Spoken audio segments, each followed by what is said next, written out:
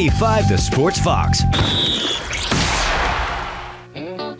Pete Mundo on the phone from Heartland College Sports. Welcoming you back to the show, man. Brandon, happy to be here, man. College football's back. You can't beat it. Let's jump into it. Big 12 this weekend, out the gate, which was a game that I had my eye on, and you saw me kind of talk about on Facebook. We even had a brief conversation about it. Number 3, Oklahoma at the time, 15th ranked Houston at NRG Stadium in Houston. It was a game that I said you had to watch out for Houston as far as don't be surprised if they do get a victory. I was surprised about how the game was won by Houston. I thought it was pretty much a dominating performance by Houston. I mean, Oklahoma made the score look a little better, but Houston came out swinging and got the victory. Yeah, Brandon. I think we talked about it, but I certainly have mentioned it on the website, and that was the fact that OU could lose this game easily. I was shocked to see them as a double-digit favorite based on what Houston had coming back, and based on the fact that this OU team has some holes at linebacker and the secondary and on the offensive line, and they were all really just very evident on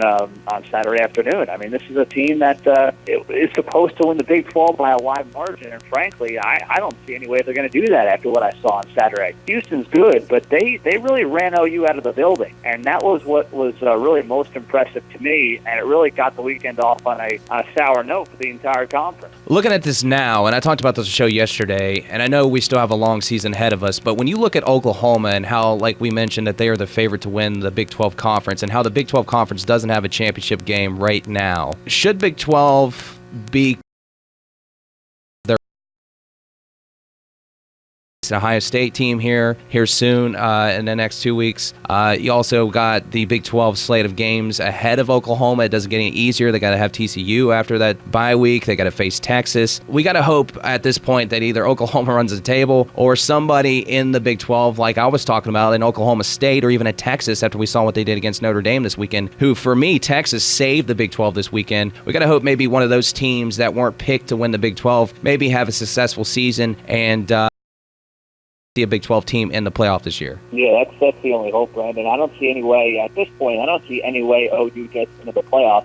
They'd have to run the table. The problem is I don't think they can do it, and even if they do it, they would have to beat Ohio State and then win every Big 12 game and have Ohio State at least come close to winning the Big 10 and have Houston still be a pretty darn good team with maybe one loss at the end of the season, which would knock them out of the college football playoff picture. Because Houston's got to run the table being in a group of 5 conference. That's what they have to do. So if Houston, let's say, has one loss, OU runs the table, Ohio State wins the Big 10, they got a good chance, depending on how the rest of the chips fall, of getting in. Outside of that, you need another team like an Oklahoma State, like a TCU, like a Texas, to, at the very worst, have one loss to have a chance. But it's going to be hard for a Big 12 team because of the fact that they don't have that conference title game that you pointed out. Speaking of Texas, I wasn't surprised that they got the victory over Notre Dame. I would think I was surprised that they showed a lot of resilience this year. I know Charlie Strong has got his recruiting classes in, and that was another game that I said, don't be surprised if Texas does pull it out. It's in Austin, and Notre Dame going through a lot with their program, but this was a great game this weekend. It was a Sunday game, so it was all eyes on both these teams. I felt like Texas really, like I said, saved the Big 12 as far as everybody outside looking at this conference as, hey, this conference is soft. Yeah, they totally saved the weekend, and I wrote about that as well on HeartlandCollegeSports.com, and I wrote that, Texas's win really did save the entire weekend, because if not, the Big 12 comes out of the opening weekend looking like the weakest of the Power 5 conferences, which is not what you want to have, especially when the conference is kind of on uneven. Really, it was a statement victory for the program, the Longhorns, and it was a statement victory for the Big 12 all around. Moving over to, and we're going to get to the Mountaineers here shortly, but moving over to some of these performances, too. We talked about him, Pat Mahomes at Texas Tech, didn't face the greatest of opponents, but he showed his ability, 483 yards, 4 touchdowns, and like you said, you wrote about it on HeartlandCollegeSports.com. I love this Big 12 Awards Week article you did. Most likely to have a post-game beer bought for him. I love that with Pat Mahomes. He is my quarterback in this conference. I think he's the best quarterback in the conference. And then you look over to also warm beer dumped on him, and you said the entire TCU defense, which I also talked about on the show, that, we talked about a TCU defense that comes in with the most experience in the conference, and they couldn't stop South Dakota State. It's crazy. I mean, that TCU game, really, Brandon, was just an embarrassment. I know they won, but I mean, come on, the 41 points, you're losing the game. It was just a total embarrassment. And, Pat Mahomes, even at Boston, not a great competition. And anything less than what he did would have probably been a disappointment. But, it kind of went as expected for Pat Mahomes, who I wrote before the season on the website is the best quarterback in the conference. And I got a lot of flack for that because of, Baker Mayfield and what he did at OU last year. But on Saturday, the offensive line wasn't great, but he was bailing off of his first option right away, wasn't going through his progressions and his reads, and he really hurt the Sooners quite a few times in that game. So Pat Mahomes is the gold standard in the Big 12 for quarterbacks, and there's no doubt about it. Finally, let's move over to the Mountaineers. Nice victory over Missouri Tigers. The Missouri Tigers that had a lot of trouble last year on offense, some of the worst numbers since 2006 in the FBS. But they brought in a very stout defense, a lot of guys back, especially the defensive line. Dan Holgorsen called it one of the best he's seen, if not the best, in 20 years of coaching. I felt like our offensive line did their job. We did lose Yannick Adjust to the rest of the season. It wasn't an impressive shootout type of game that we normally see like a Daniel Holgorsen offense have, but I feel like he called the game like he should, and the fact that they were playing back and our running game got off to a great start. Yeah, I was impressed with what I saw from the Mountaineers. They just were not getting as much love as I would have given them and gave them going into this season. Offensive line, the best in the conference, maybe the best in the country, and they were going up against the Missouri defense, especially that D-line that is really, really good. That is a defensive line that is going to be and is one of the best in the SEC. And West Virginia ran all over them. You like the three-headed monster at running back. Justin Crawford's debut went really well. Russell Shell did what he is expected to do. And Skylar Howard, thankfully, was nothing too serious with the injury, but overall he looked good. I think it's going to be more of a spread offense, run-first team, kind of what Art Briles did at Baylor for all those years, and they'll continue to do. But it's really, I know everyone talks about the spread and throwing the ball 50 times, but also it's so heavily based around the run, and I think that WVU is going to concentrate on that even more throughout the season because the running game is really good. That offensive line, you've got to use those guys, and that's the strength of this team. And the defense, I know they were losing 9 starters, but there were some competent guys filling in, and I think you saw that. Now, Missouri on offense is pretty bad. They're not what the Mountaineers are going to see in the Big 12, but still, for the initial debut, an SEC opponent, to go out there and win that game convincingly, it really never felt like it was much of a game. The Mountaineer fan base should be very happy, very proud of what their guys did on Saturday, and I think it's going to surprise a lot of people this year in the Big 12, and I'm looking forward to that. One last thing. What's one team in the Big 12 this weekend that you're looking to have a good weekend as far as, they had kind of a mediocre or a bad weekend? What's a team, I know Oklahoma's got to be at the top of the list. What's one of those teams that you're looking at this weekend that needs a kind of a bounce-back performance? I'm going to go with TCU, Brandon. That's just the Horned Frogs. They take on a good opponent in Arkansas, another SEC foe. Anytime you get the it is that defense off of what we saw last week. I think that's kind of the million-dollar question after, it was supposed to be, and this TCU defense is supposed to be the best in the Big 12, and they certainly looked far from that on Saturday against South Dakota State. Kenny Hill, what does he do against, better competition? Against Texas A&M, he was good against bad competition, but what does he do against a pretty good defense, which he will see on Saturday?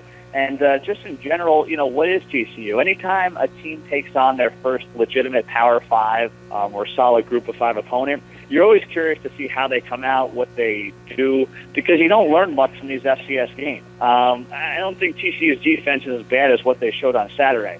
But how good is it? Maybe it's not as good as we thought it was going to be. And that's really the question, the biggest game I'm going to be watching this weekend in the Big 12, and that is what is TCU? Can they be a team that challenges the Big 12 title, or did we maybe overvalue and overrate them before the season started? We're going to learn a lot on Saturday in that TCU Arkansas game. All right, he's Pete Mundo. Check out HeartlandCollegeSports.com for all your independent Big 12 sports coverage. It's a great blog, man, great site, too. I've been checking it out since you told me about it, and I appreciate your time coming on the show, man. Brandon, always appreciate it, man. Happy to do it. You're listening to The Brandon Lowe Show on 95 The Sports Fox. Be a part of the show. Let the Valley hear your opinion. You know, that's just like your opinion, man. Or the top sports stories locally or nationally on The Brandon Lowe Show. Call 304-344-9704.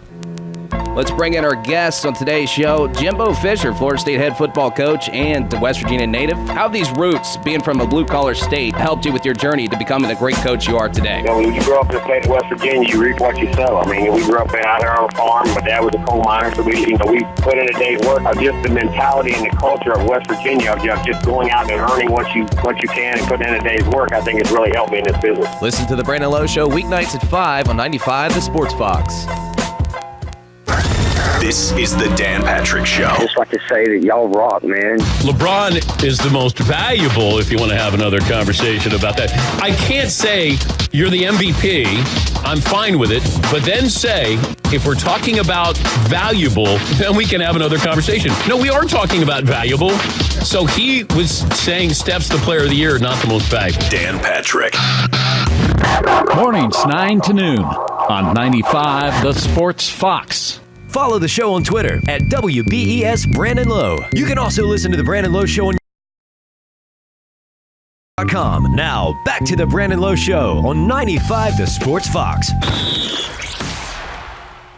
All right, I want to thank Pete Bundo, owner of the site Heartland College Sports.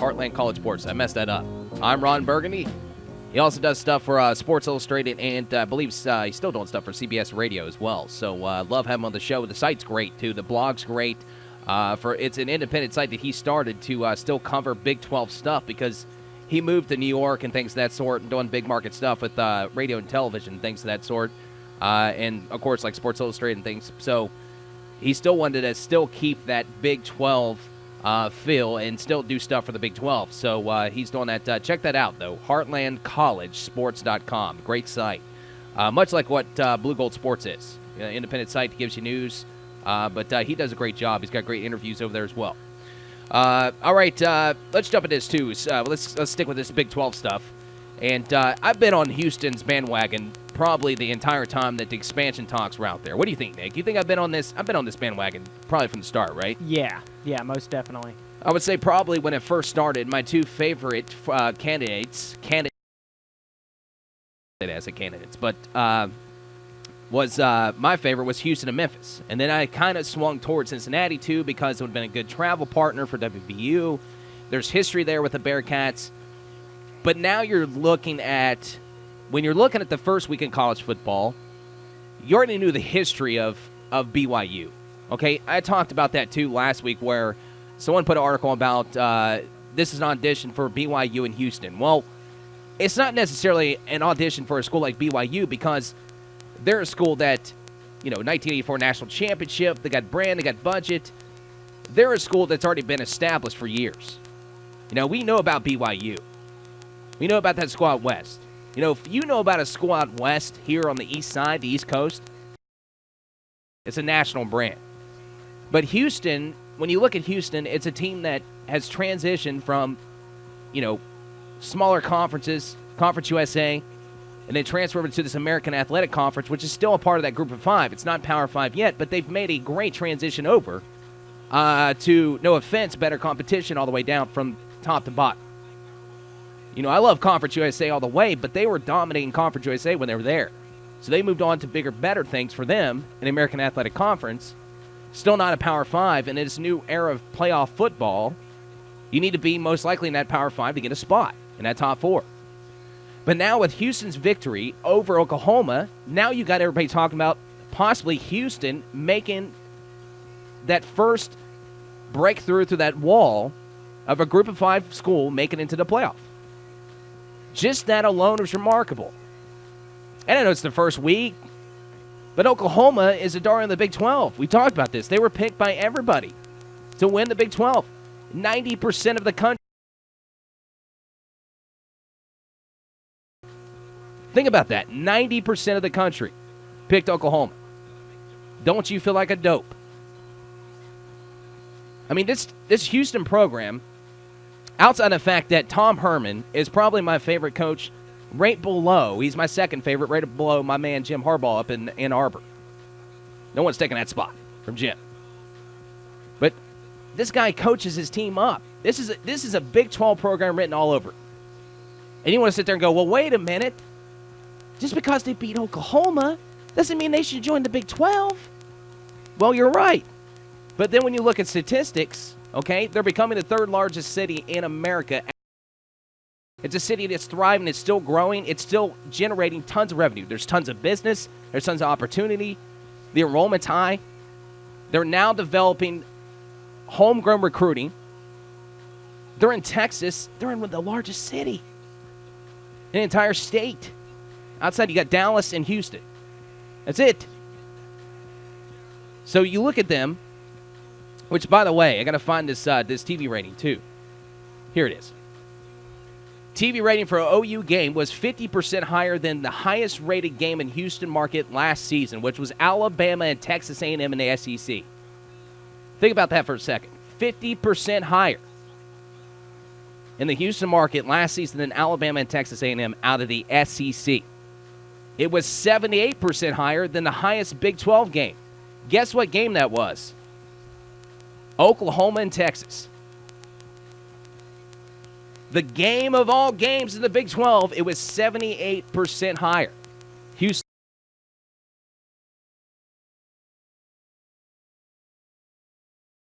spent hundreds of millions of dollars in facilities, upgrades in athletics, and across the campus.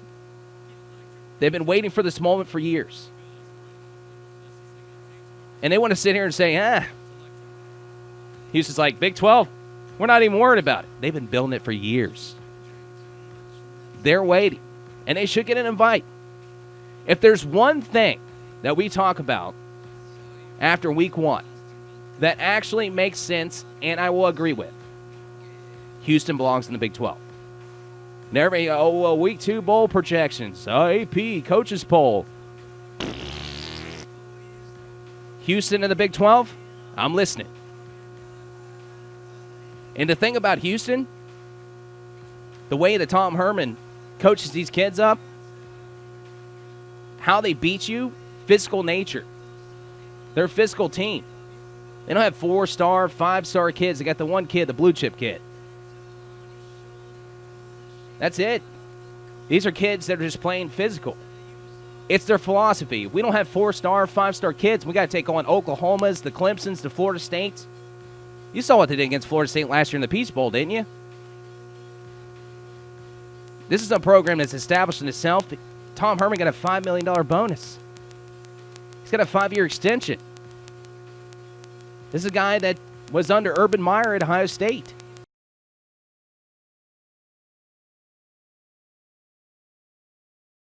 Coach, big-time young coach, youngest coach in the sport. I sound like I'm a Houston PR guy, don't I?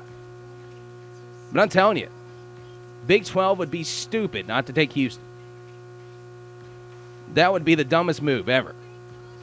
I meant to give Doug Smock give him hell over what he said in his article. He said Big 12 will probably pick like Southern Methodist or something, just kind of doing a little jab at the Big 12. As he did a little column piece in that one article he did about Houston getting a victory over Oklahoma. He's probably right. They can't mess it up this time. So Houston and BYU. Houston's my number 1.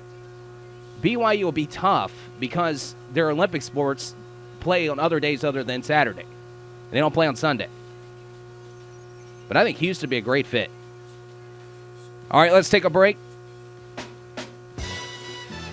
When we come back, I'll give you 5 reasons from CBSSports.com why you should be watching college football in Week 2.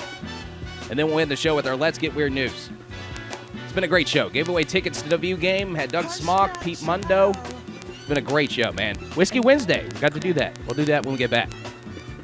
All right. 344-9704 to call the show. Stream it at 95tosportsfox.com. Simulcast on rsnsports.com. This is the Brandon Lowe Show. 95 to Sports Fox. Toward your destination. You're listening to The Brandon Lowe Show on 95 The Sports Fox. Be a part of the show. Let the Valley hear your opinion. You know, that's just like your opinion, man. On the top sports stories locally or nationally on The Brandon Lowe Show. Call 304-344-9704.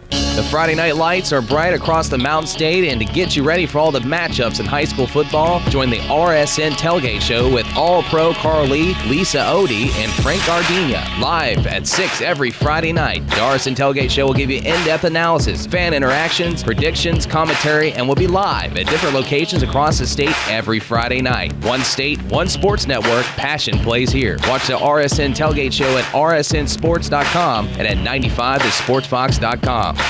Jim Rome, only on CBS Sports Radio. David Griffin joining us. He's the GM of the Cavaliers. Is the MVP award for the most valuable player, or is it for the best player? If V is valuable, I just don't see any way that there's a player that means more to our league or to his team than LeBron does or than Michael did. I certainly think the seasons that Steph has put together are historically good, but in terms of value to a league, I think LeBron is the face of this league just as Michael Jordan was.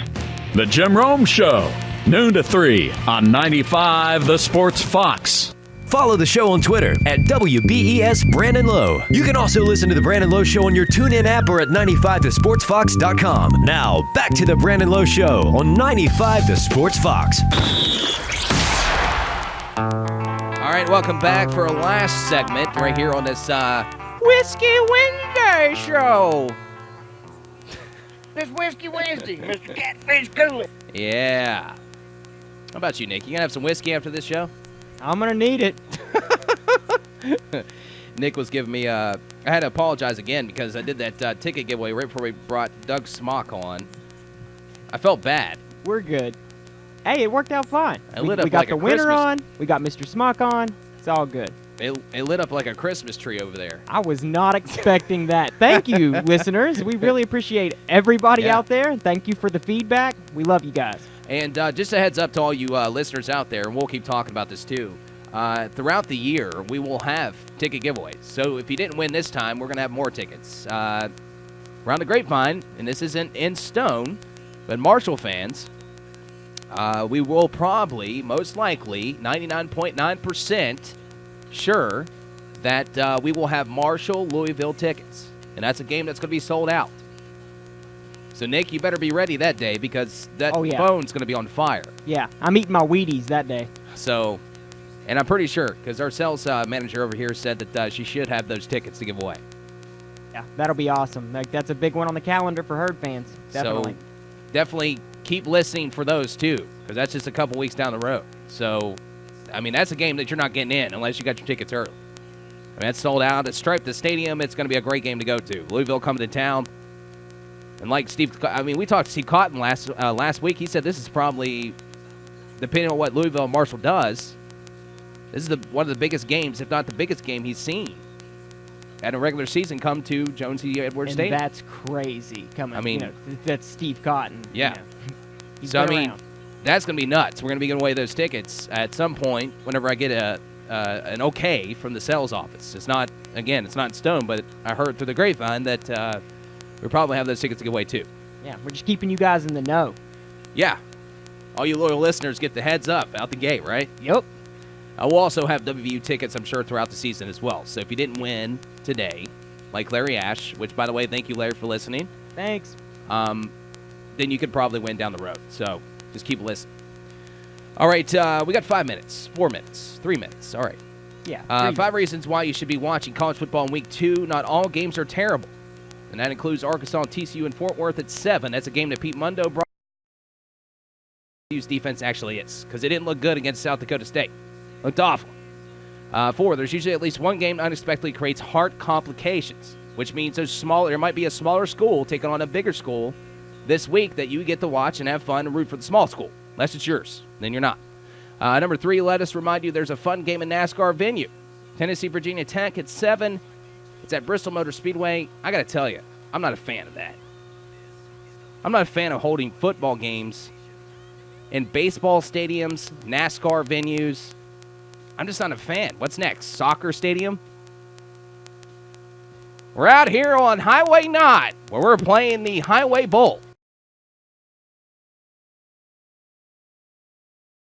Rivals revisited. Conference realignment. Some of these games, Penn State at Pitt, BYU at Utah.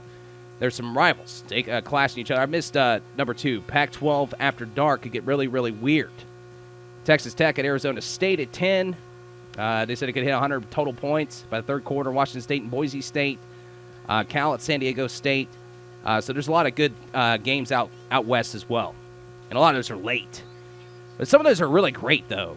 It's like Tom Bragg was talking about with that Wyoming game where you stayed up late to watch that. Of course, Tom would do that, right?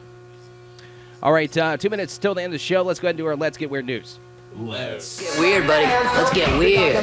News. A 70-year-old man accused of robbing a bank in Kansas told investigators he would rather be in prison than live with his wife.